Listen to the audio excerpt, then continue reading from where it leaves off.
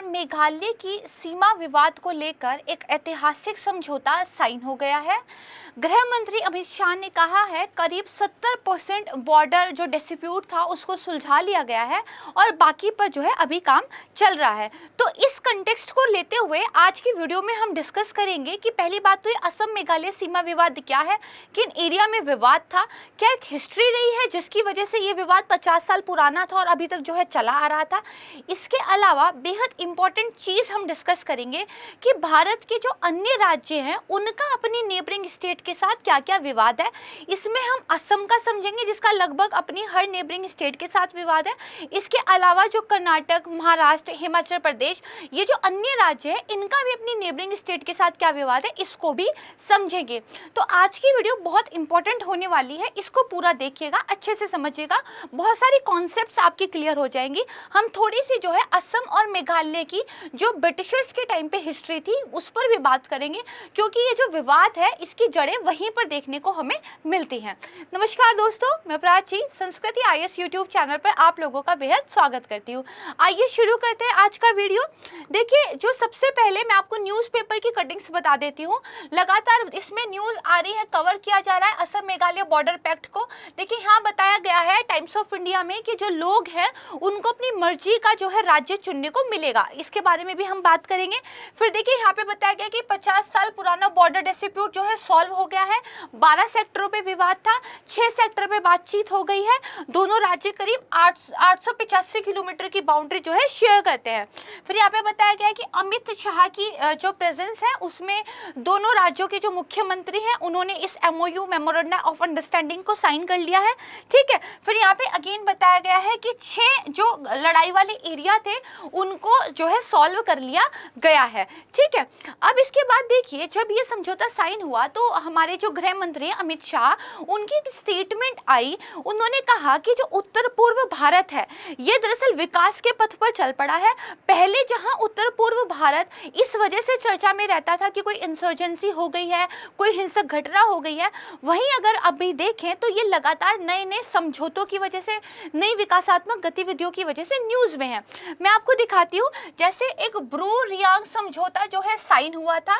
ठीक है, ये एक इम्पोर्टेंट माइलस्टोन है जो कि त्रिपुरा राज्य में डेवलपमेंट की गतिविधियों को बढ़ा देगा और इसकी वजह से जो ब्रू रियांग क्राइसिस था वो जो है समाप्त हो जाएगा। इसके बाद देखिए, बोडो समझौता हुआ। एक इंसर्जेंसी ग्रुप था जिसका नाम देखिए यहाँ पर दिया हुआ है the national democratic front of Bodoland. इसके साथ गवर्नमेंट ने एक हिस्टोरिक पीस अकॉर्ड जो है साइन कर लिया है और अमित शाह ने कहा है कि असम का एक सुनहरा भविष्य जो है वेट कर रहा है।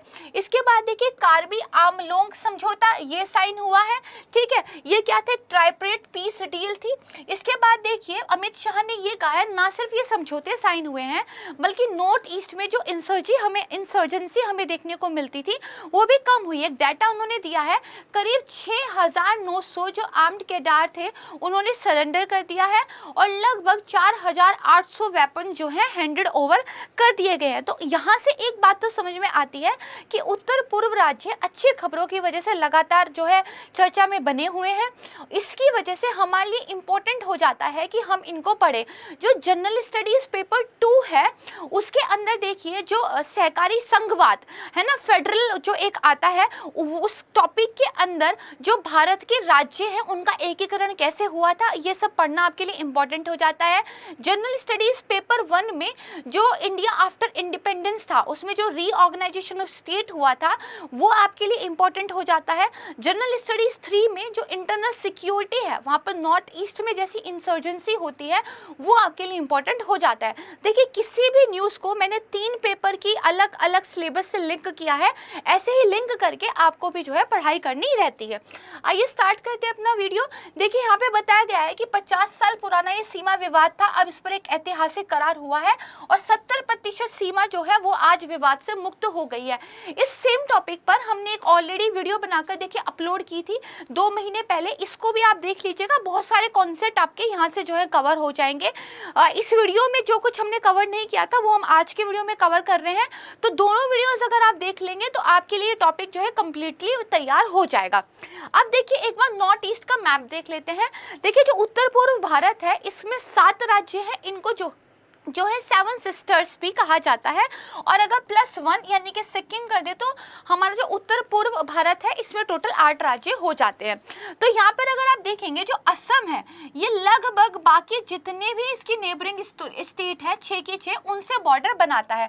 तो देखिए असम है, मेघालय से बॉर्डर शेयर करता है, त्रिपुरा से बॉर्डर शेयर करता है, ये मिजोरम है, मिजोरम से बॉर्डर शेयर करता है, मणिपुर यहाँ पर है, ये नागालैंड है, और ये देखिए अरुणाचल प्रदेश जो है दिखाया गया है। ठीक है, यहाँ पर अगर आप देखें तो म्यांमार से हम सीमा साझा करते हैं, यहाँ पर चीन से सीमा साझा हो जाती है, इसके बाद देखिए बांग्लादेश भूटान से सीमा साझा हो जाती है, नेपाल से सीमा साझा हो जाती है। तो ना सिर्फ नॉर्थ ईस्ट का जो रीजन है वो हमारे ट्राइबल कल्चर के लिए इम्पोर्टेंट है, बल्कि हमारी जो बॉर्डर सिक्योरिटी है उसके पॉइंट ऑफ व्यू से भी बहुत ज़्यादा इम्पॉर्टेंट है। ठीक है, यहाँ से मैप आप जो है समझ गए। अब इसके बाद नेक्स्ट देखते हैं। देखिए यहाँ पर एक मैप दिखाया गया है जहाँ पर असम और मेघालय का पूरा रीजन दिखाया गया है। ये देखिए जो एक बॉर्डर है ये बेसिकली मेघालय का बॉर्डर दिखाता है। ठीक है, आप यहाँ पे देखेंगे कि यहाँ पर ये जो मार्क की गई है कुछ जगहें, ये गोलपाड़ा जैसे है, यहाँ पे रीदुई है, इन वाली जगहों पर इस एग्रीमेंट को जो है अभी साइन किया गया है, इन पर जो है सीमा विवाद को सुलझाया गया है। आगे भी जो है मैप में हम अच्छी तरह से समझेंगे। इसके बाद देखिए आ जाइए 12 क्षेत्र थे जिन पर टोटल विवाद था, इनमें से 6 पर जो है अभी मामले को सुलझा लिया गया है। और ये तो देखिए स्टार्टिंग हुई है सुलझाने की, अभी से मेमोरेंडम ऑफ अंडरस्टैंडिंग साइन हुआ है, अभी आगे क्या प्रक्रिया रहेगी ये थोड़ा सा हम समझ लेते हैं। देखिए साइन तो हो गया, ये जो है आपस में जो है मान गए हैं कि अच्छा ठीक है अब लड़ाई नहीं करते हैं, लेकिन अब आगे क्या होगा? तो अब आगे क्या होगा, जो सर्वे ऑफ इंडिया है वो जाएगा और बॉर्डर का जो है बहुत अच्छे तरीके से सर्वे करेगा। वहाँ के जो लोग हैं उनसे पूछा जाएगा कि आपकी इथनिसिटी क्या है, आप किस राज्य में रहना पसंद करते हैं, और फिर जो लोग हैं उनके जो सेंटिमेंट्स हैं उनको ध्यान में रखते हुए, ऐतिहासिक कल्चरली जो टाइज हैं उन चीज़ों को ध्यान में रखते हुए जो बॉर्डर है उसको डिमार्क किया जाएगा। एक बार जो बॉर्डर को डिमार्क कर दिया जाएगा, उसको आइडेंटिफाई कर लिया जाएगा, तो संसद में देखिए इस चीज़ का एक बिल पेश किया जाएगा। जब संसद इसको अपनी परमिशन दे देगी तो बेसिकली जो बॉर्डर है वो सेटल हो जाएगा।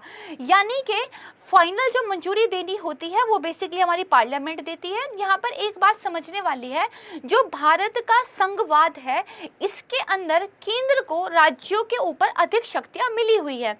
यानी कि जो केंद्र है यदि वो चाहे तो राज्यों की सीमा में फेरबदल कर सकता है, 2 राज्यों से निकाल कर एक तीसरे राज्य का निर्माण कर सकता है, किसी एक राज्य की भूमि किसी दूसरे राज्य को दे सकता है, राज्यों के नाम में भी परिवर्तन कर सकता है। और इसके लिए उसको कोई विशेष बहुमत नहीं, सामान्य बहुमत ही चाहिए होता है। उनको बस क्या करना होता है, चिट्ठी भेजनी होती है राज्यों को कि देखिए हम जो है ये चेंज कर रहे हैं, आपको ठीक लग रहा है तो बता दीजिए। राज्यों को अगर सही लगता है तो अपनी मंजूरी दे देते हैं, अगर उनको सही नहीं लगता वो मना भी करते हैं। तो इस बात का केंद्र की शक्तियों पे कोई प्रभाव नहीं पड़ता, केंद्र जो है अपना कार्य कर सकता है। तो यहाँ पर आप देखेंगे ओवरराइडिंग पावर जो है केंद्र के पास है। ठीक है, तो यानी कि हमारा जो संघवाद है वो कैसा है, तो ये बेसिकली एक ऐसा है जहाँ पर जो संघ की यूनिट्स है वो तो बेसिकली विनाश हो सकती है, लेकिन जो संघ है जो केंद्र है वो विनाश नहीं हो सकता। ठीक है, इसीलिए भारत को क्या कहा गया है, यूनियन कहा गया है। ठीक है, आर्टिकल नंबर 1 ये आपने पढ़ा ही होगा।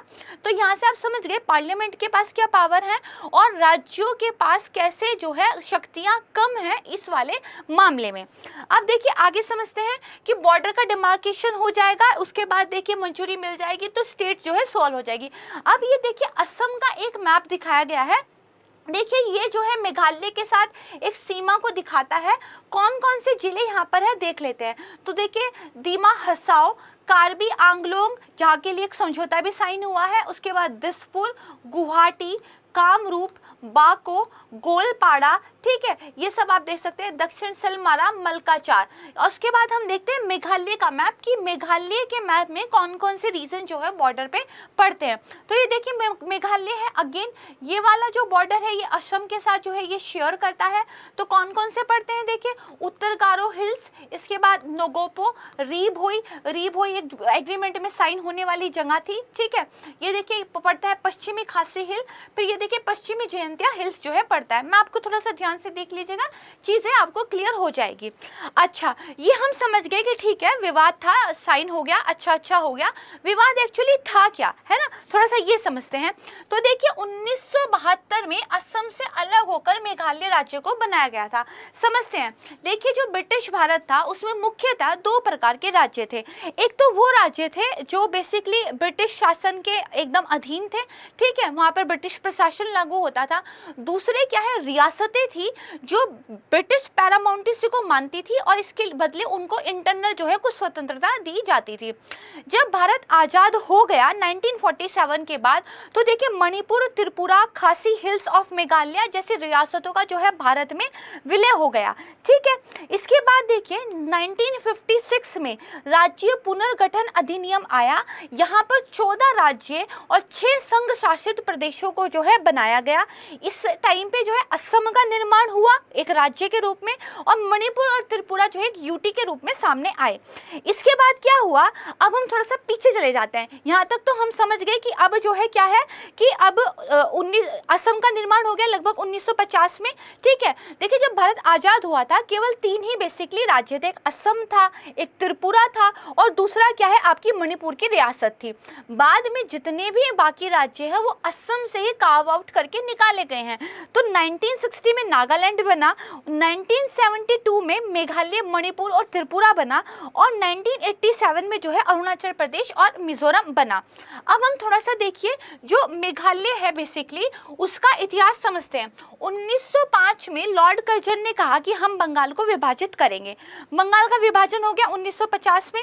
मेघालय का जो मेघालय जो था उसको पूर्वी बंगाल और असम के हिस्से के रूप में मान्यता दे दी कि भाई आप जो है इस हिस्से के जो है अब अंदर रहोगे। 1912 में विभाजन तो रद्द हो गया, लेकिन मेघालय को असम का ही एक अभिन्न अंग जो है मान लिया गया।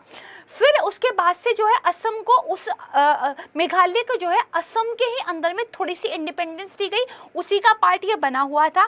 फिर उसके बाद जाके 1971 के अंदर असम के 2 जिलों को लेकर मेघालय को जो है एक अलग स्टेट बना दिया गया। 1972 में ध्यान रखिएगा जो जयंतिया हिल्स थी और साथ में जो यूनाइटेड खासी हिल्स थी, इन जिलों को लेकर मेघालय को 1972 में एक अलग राज्य का दर्जा जो है दे दिया गया।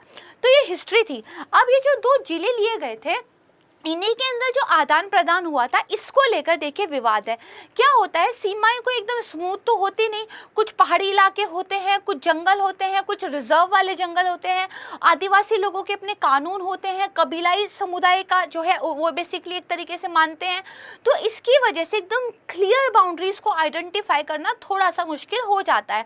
तो ये ब्रिटिशर्स के टाइम पे जो बेसिकली सीमाओं को इधर उधर किया गया था उसी टाइम से देखिए क्या है, और खासकर जब 1972 में मेघालय अलग हुआ था तो उसी टाइम से देखिए असम और मेघालय के बीच सीमा विवाद जो है चल रहा था, टोटल 12 क्षेत्रों को लेके, ठीक है। इनको अब हम देख लेते हैं।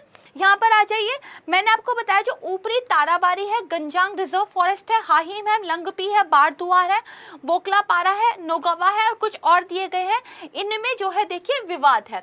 इसके बाद देखिए क्या अब विवाद पूरा सुलझ गया है, तो मैंने आपको बताया 12 में से 6 जगह ही विवाद सुलझा है, ठीक है। इन 6 जगहों के नाम यहाँ दिए गए हैं, ठीक है। उसके बाद देखिए जो अभी भी रहती हैं वो ये वाली जगह है, और खासकर जो लंगपी और ब्लॉक 1 और ब्लॉक 2 है उसका विवाद तो भी पेंडिंग ही रहता है, इस पे थोड़ी बात करनी जरूरी है। यहाँ तक तो हमने असम मेघालय विवाद को समझा, हिस्ट्री समझ ली, हमने विवाद समझ लिया, क्या सुलझ गया ये समझ लिया। अब हम समझते हैं भारत के कुछ अन्य राज्य भी हैं, उनका भी विवाद चल रहा है, उसको थोड़ा सा देख लेते हैं। तो देखिए लद्दाख और हिमाचल प्रदेश में भी जो है विवाद चल रहा है, और ये चल रहा है सरचू को लेकर जो लेह और मनाली राजमार्ग पर पड़ता है। तो अगर आप देखेंगे तो ये बेसिकली क्या है, लद्दाख का एक बॉर्डर यहाँ पर दिया गया है, ठीक है। और ये अगर आप देखेंगे तो ये हिमाचल प्रदेश यहाँ पर दिया गया है, ठीक है। लाहौल और स्पीति है, मनाली है। तो ये जो दिया गया है यहाँ पर जो बेसिकली लेह मनाली राजमार्ग पड़ता है, वहाँ पे जो सरचू है उसको लेकर जो है विवाद है। ठीक है, इसके बाद नेक्स्ट आ जाइए जो महाराष्ट्र और कर्नाटक है। तो देखिए ये महाराष्ट्र का मैप दिखाया गया है, ये एक बॉर्डर इनका दिखाया जा रहा है। उसके बाद ये देखिए कर्नाटक का यहाँ पे बॉर्डर है। इसके अंदर जो बेलगावी है इसको लेकर जो है विवाद है, क्योंकि यहाँ की ज़्यादातर आबादी जो है मराठी बोलती है, इसलिए महाराष्ट्र कहता है कि ये एरिया हमारा है। अभी सुप्रीम कोर्ट में इसको लेकर जो है केस चल रहा है। इसके बाद देखिए हरियाणा और हिमाचल प्रदेश का भी विवाद है।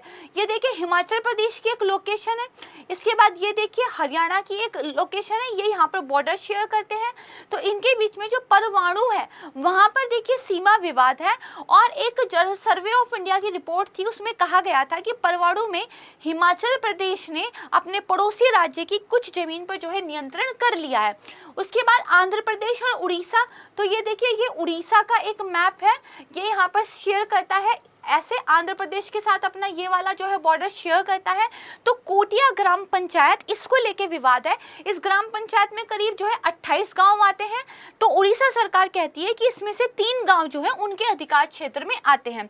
इसके बाद देखिए असम और मिजोरम के बीच भी अच्छा खासा सीमा विवाद है। 1980 के दशक में जब मिजोरम का गठन हुआ था तब से इस विवाद की शुरुआत हो गई थी। इसका भी जड़ें देखिए ब्रिटिशर्स के टाइम से ही है।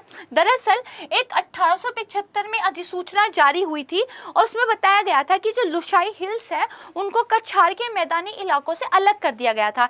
इसके बाद 1933 में एक और अधिसूचना जारी हुई जिसमें लुशाई हिल्स और मणिपुर के बीच जो है सीमा का नामांकन किया गया। अब ये दोनों राज्य अलग अलग जो अधिसूचना जारी हुई है उसको मानते हैं और जिसकी वजह से इनके बीच में क्या है विवाद है। ये देखिए यहाँ पर आपको दिखाई दे रहा होगा, ये असम है, ठीक है, ये और ये आप देखेंगे तो यहाँ पर किसका दिखाया गया है, ये आपका मिजोरम दिखाया गया है। ठीक है, ये असम का मैप दिखाया गया है। नेक्स्ट आ जाइए असम और नागालैंड में भी देखिए विवाद है। देखिए नागा हिल्स को अलग करके एक नया जो है बनाया गया था, लेकिन नागालैंड की जो जनजातियां वो कहती है वो एक नागालिंगम बनाएगी और इसके लिए वो आसपास से जमीन लेकर एक महान नागालैंड जो है राज्य बनाना चाहती हैं। ठीक है, तो इसमें भी देखिए जो है विवाद है। बेसिकली असम जो है वो संवैधानिक रूप से जो सीमाएं डेमोक्रेट की गई थी उनको मानता है, लेकिन जो बाकी स्टेट है चाहे वो नागालैंड हो, मणिपुर हो, मिजोरम हो, ये जो ऐतिहासिक रूप से सांस्कृतिक रूप से जो पुरानी सीमाएं थी उनको मानता है। ठीक है, तो इनका विवाद है, देख लीजिएगा। यहाँ पर अगर आप देखेंगे तो ये बेसिकली क्या है, असम दिखाया हुआ है, ये असम का बॉर्डर है और ये आप देखेंगे तो ये पूरा का पूरा क्या है, यहाँ पर नागालैंड दिखाया गया है। ठीक है, इसके बाद नेक्स्ट आ जाइए असम और अरुणाचल प्रदेश का भी बॉर्डर है, 804 किलोमीटर की ये सीमा साझा करते हैं। ठीक है, इनका मैप अगर आप देखेंगे तो ये बेसिकली यहाँ पर असम का बॉर्डर और अरुणाचल प्रदेश का बॉर्डर जो है दिखाया गया है और ये पूरा का पूरा मैप जो है ये अरुणाचल प्रदेश का है। ठीक है, इसके बाद देखिए हमने देखा कि ना सिर्फ असम का मेघालय से बल्कि मिजोरम, नागालैंड, अरुणाचल प्रदेश से भी विवाद है और ना सिर्फ उत्तर पूर्वी राज्यों का बल्कि जो अन्य राज्य हैं भारत के उनका भी सीमा विवाद जो है चल रहा है। महाराष्ट्र का जो बेलगावी वाला विवाद है इसके बारे में तो प्रश्न पूछा भी जा चुका है। तो देखिए ये आपके लिए काफ़ी इंपॉर्टेंट हो जाते हैं, आपको जानना ज़रूरी था कि भारत में आखिर कहाँ कहाँ झगड़े जो है चल रहे हैं। तो मुझे उम्मीद है आज का वीडियो आपको पसंद आया होगा, चीज़ें आपको समझ आई होंगी। अच्छे से पढ़ाई करते रहिए। मेरी पूरी टीम की तरफ से आप सभी को बेहद धन्यवाद।